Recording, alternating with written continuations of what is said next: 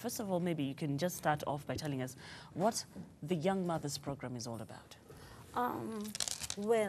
Maybe I'll just tell you what is about Daughters of Kenya, because Daughters of Kenya is like the umbrella of the whole thing.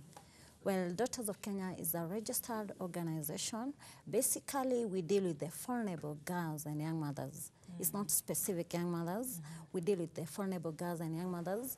And we have three thematic areas. Those are our programs. We have education, we have livelihood and economic empowerment for sustainability, and we have end violence against girls program.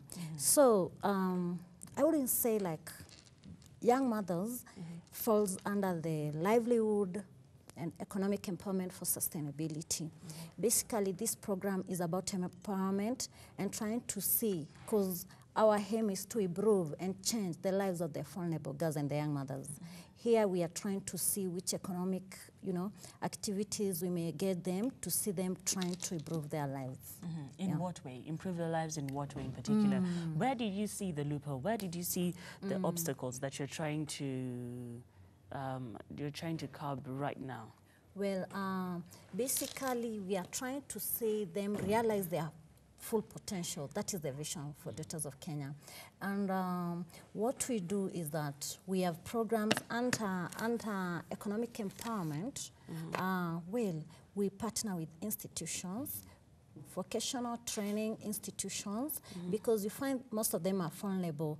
When we identify the vulnerable young mothers, and also girls, by the way, because they are young mothers and girls, we identify them who are vulnerable and they agree they can still go back to school.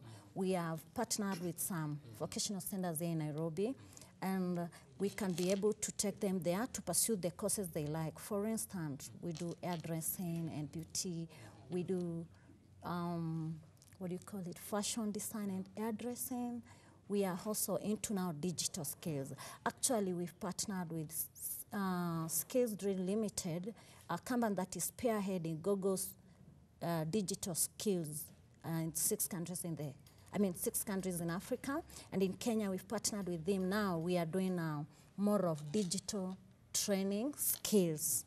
Yeah, like today we have a training in Umoja. And we work mostly with the, those women, the vulnerable women in the urban settlements. Yeah, urban informal settlements. Yeah.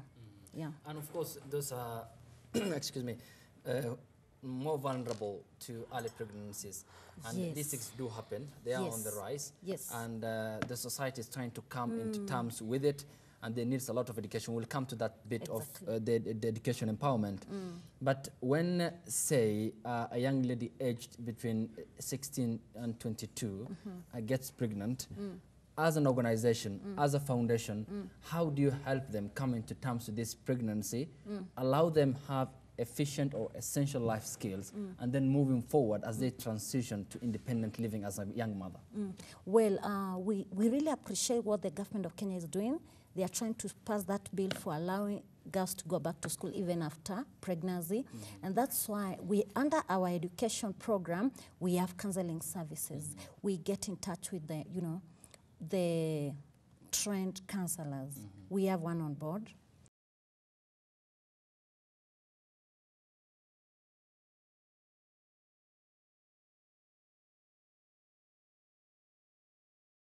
Support to these vulnerable young, girls whose case is so, sense of so sensitive, in the sense that these pregnancies are on the rise. How do you accommodate them in terms of giving them, the support, and how do you go about that, psychologically, to help them be better members of the society, so that they don't feel let down, they don't feel to be sidelined, they don't feel to be, not being useful members of the society, in the sense that at some point the society might see them from different perspective, and this leads to cases of stigmatization. Yes, I understand. Well, that's I told you, under our education program, we do counseling. We also do a lot of motivational speaking mostly to the public schools, both high schools and the upper primary, we identify, we tell like the guidance and counseling teachers, they identify the most vulnerable girls. Now we identify some women in the society who are successful, who have like undergone such an experience. And that we bring these women on board, and they can be like more of mentors. They do motivational speaking in high schools, yeah, in primary schools, and that is one. We also do referral. Right now we are working closely with Beyond Hope Transitional Center. It's in Kajiado County, and basically what they do, they like accommodate those vulnerable girls. So we work closely together, they are our partners, and when we find such like girls who've been like in the community, they are not wanted again, we can be able to place them there where they undergo. The program is fully sponsored, they undergo for their, you know, their schooling, that kind of thing. And Knight, of course, you're speaking to vulnerable girls Yes, who yes, yes. Probably already have their children at a very young age. Yes?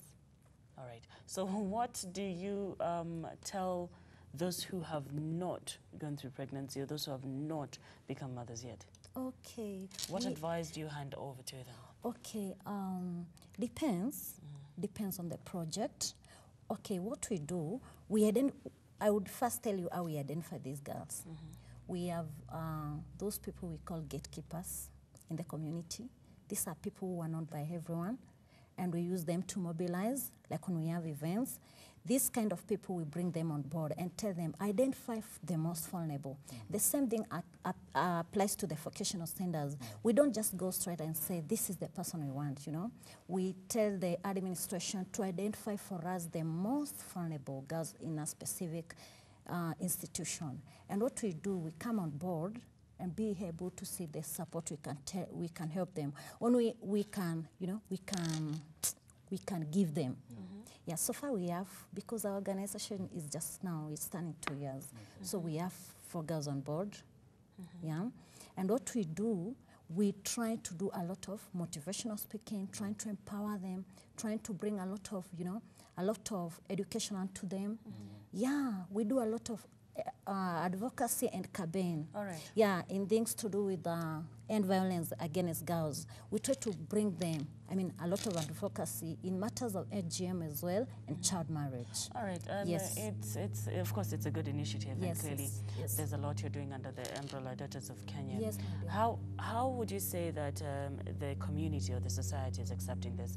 What type of response are you getting from your different programs? I would say, well, I think it's an interesting, you know, an interesting program, because the community, they always want to support. People always want to support, especially mothers, even the political leaders, by the way. They like what you're doing. They give us the possible support. Yeah, we are not turned down even. Vocational training centers and schools, they're always ready to support, because, you know, the girl child is more vulnerable. I know most people will ask me, why the girl child and not the boy child? I was going to ask you that later on, because we are seated with the boy child on the round table. Yes, You wouldn't but let us pass, yeah? girls are more vulnerable, especially in the informal settlements. Some of these girls, things like, you know, their monthly, you know. Yeah. Yeah. Sex for parts. Yes, some of these things, they don't even afford. That's why what we do, we try and help them, we try and work with organizations like Kenya Works that is able to give them these things that can take them, which are reusable, they can take them even for a year plus. Yeah. All right, and you've just mentioned how the leaders in these different communities are very supportive, which Yes, I think they is a very good thing. I Yes, mean, yes. and girls are vulnerable, and we need the leaders. You need all the support that you can get. Yes, exactly. But Knight, you cannot tell me that you have not gone through obstacles in these past 2 years that you've been running Daughters of Kenya and having these different programs. So what type of obstacles have befallen you for the past 2 years? Well, I would say, well, there are people who will just say, why girl, not boy? People won't really try to understand girls are more vulnerable.